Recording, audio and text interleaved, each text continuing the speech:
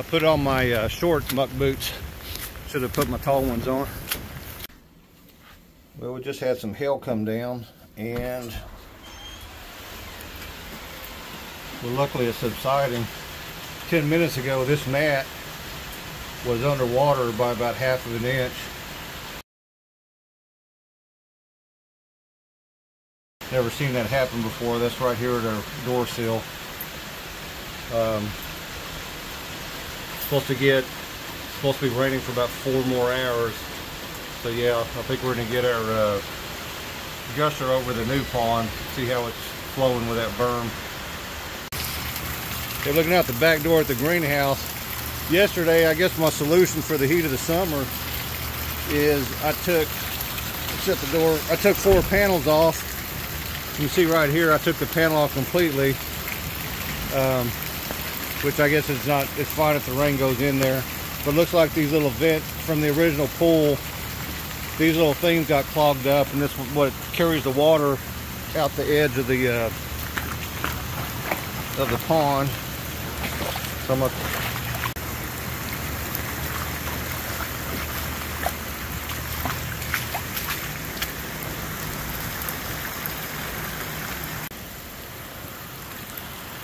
This is that area where I want to catch the water manure flow. If y'all remember, this is the flow right here. Going into the pond here. The horses are out there. Man, this is crazy. I guess we're gonna take the full walk real quick. We're gonna start on the diagonal flow. The phone keeps cutting off again from the raindrops. Anyway, so it's actually functioning, other than I need this one to be bigger. The problem right now is things are so saturated. This pond was like 3/4 full. Normally in a rain, a day later, it's empty, but because the saturation is so heavy right now, the ponds aren't drying out. The swells have been full. Anyway, so when they start out full, when the rain comes, they're going to overflow quicker. But I'm going to go look at the new pond. That's my big interest. I want to see if we busted out that berm I put in. That's the new pond up here. This is the overflow. We got that river flowing nice and easy, turning into ripples here. And before, we had a whole bunch of water flowing that way, so I built this berm, and it's almost holding it in. See a little bit coming out to the right here, but then as we get here, it's flowing over. Let's go take a look at it.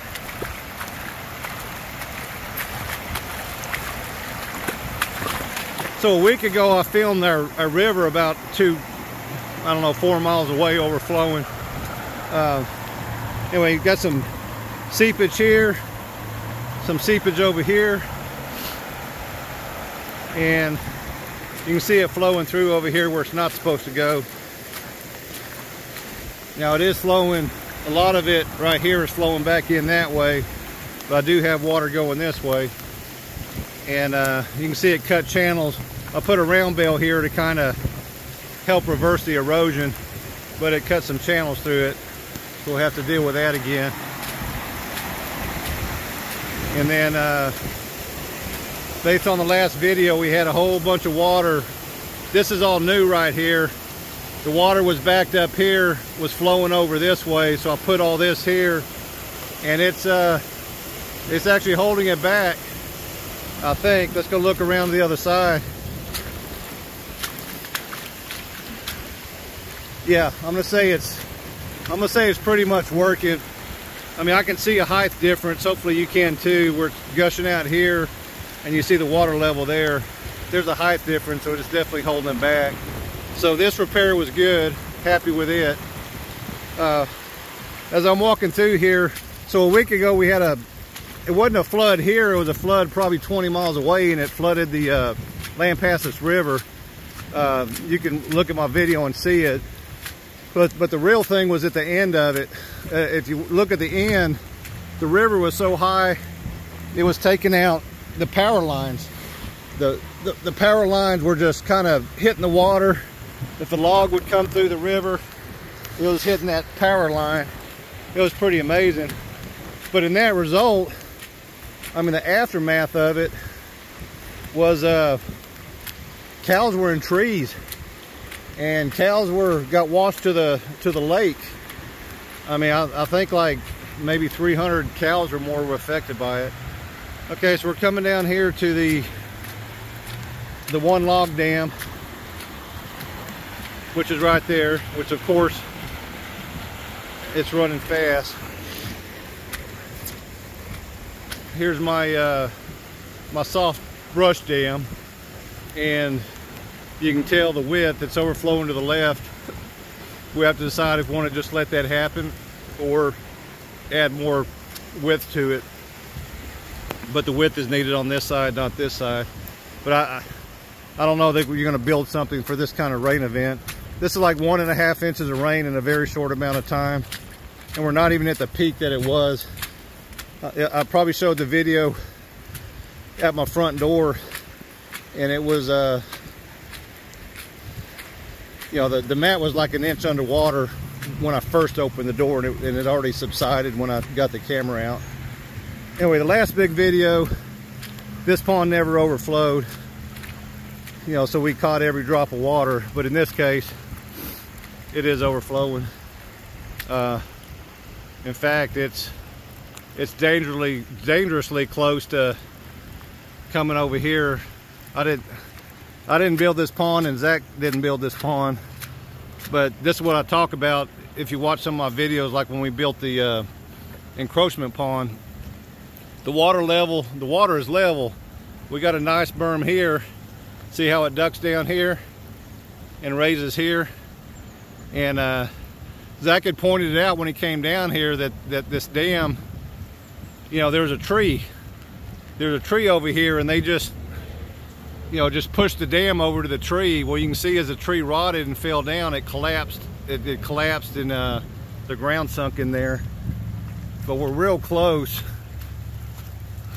I don't know if I even want to walk across it. I can't find a path this way to walk across.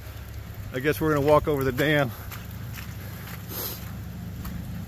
I guess it'll, let's go back over here. Yeah, this is flowing harder than that my biggest video to date.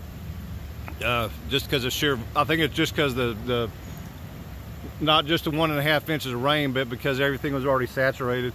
The swells were full and stuff. But there's a culvert across the little road, and right here, and it's flowing over the road and under the road.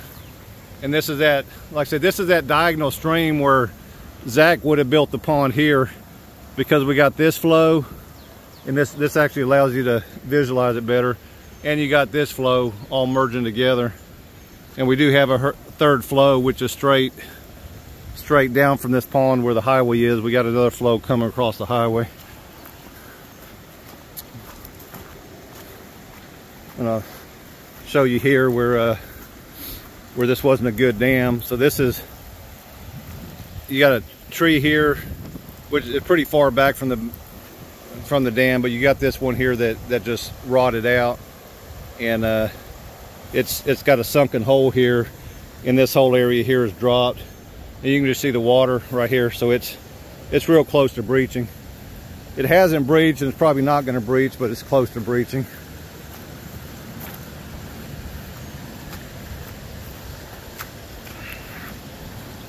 And then we got this right here.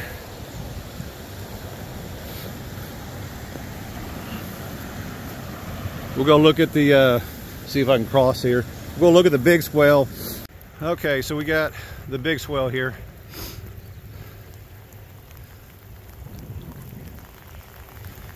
And I did fix it. I need to see where it's overflowing, but it was overflowing at this corner, but when it was going down, it wasn't making it to the pond. It was flowing back this way, which I thought was wasteful. Anyway, but I raised this level over here where it was overflowing, but it's still overflowing here, it looks like. Anyway, I want to direct it. I'm going to come get the blade on my Bobcat and just dig a trench that way. I want to, instead of the water hitting over here, I want to push it to the right further uphill on my land. Something I got to do very, very soon. Anyway, let's go to my swells up by my house, see if they're overflowing and running down into my shop or not. And heck, I may go in my shop just to show you the effect of it, because I probably got water gushing in it. Even with the swell diverting the water, I've probably still got water gushing into my shop. Let me get in position. So I kind of got a mess down here at my shop. Had the sheer reality that my shop, which is this right here, was holding junk, and I got a lot of vehicles. You know, some are interesting or classic or vintage cars, and had them all parked outside because the shop was full of crap. And we took a day, got everything out, got all the cars parked in it. But like I said, all the crap's out here right now. I still got to deal with it, get it sorted to recycle or Goodwill or keep put back in the shop. But let's take a look here. Yep. I'll turn the lights on. So you got a real view of what I'm talking about on my diversion swell, which I'm fixing to show you. Trying to divert the water from my shop. So you can see all the water in here.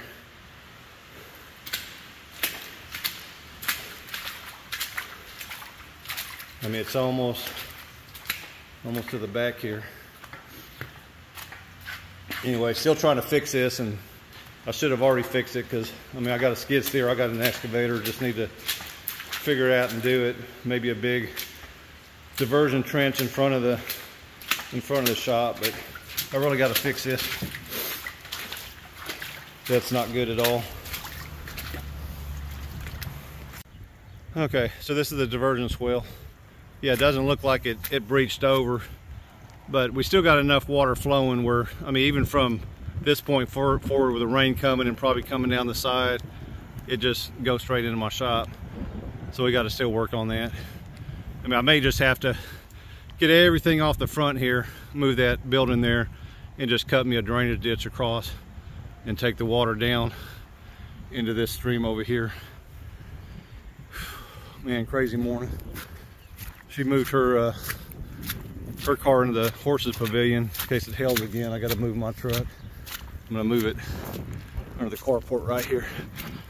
But we already got hail 1 inch in diameter.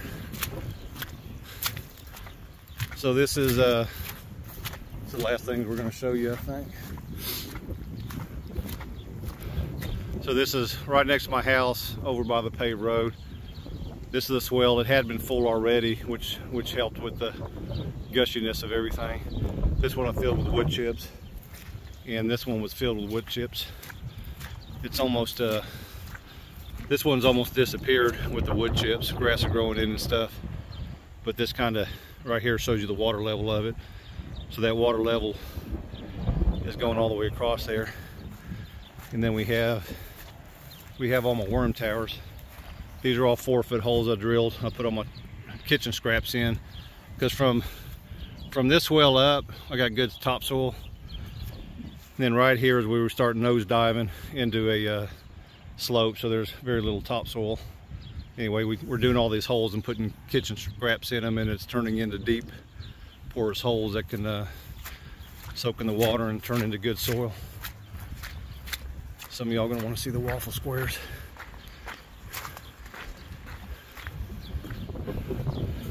So this diversion swell right here, the water flows underneath my little road here, goes out into my terrace, and whenever it rained, I'd have a little bitty narrow thing of water going down, and it eventually goes into my sediment pond. And you can see I think you can see the outline right there.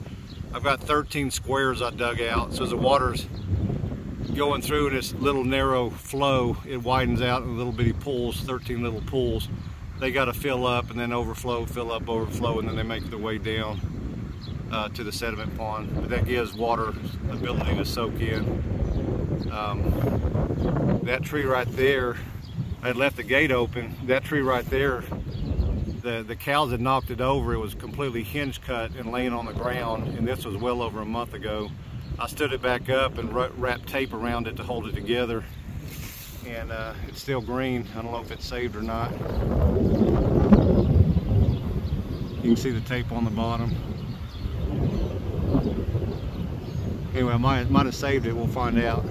Anyway, I just left the gate open. The cows got in here, and the cows are big brutes, and they just walked over it or used their head to rub on the tree. All right, well, that's officially it. Y'all have a great day.